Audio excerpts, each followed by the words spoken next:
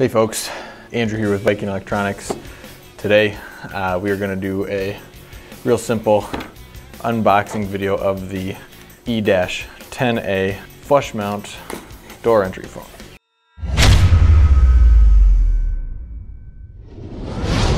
First thing here, we have our product manual.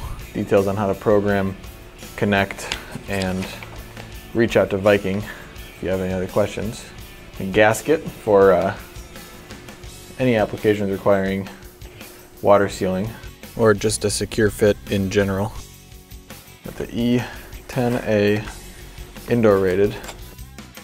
Inside here we've got a grounding screw, your faceplate mounting screws, gel-filled butt connector, and then a T10 Torx security screw bit. Got the classic Viking back box. And there you have it.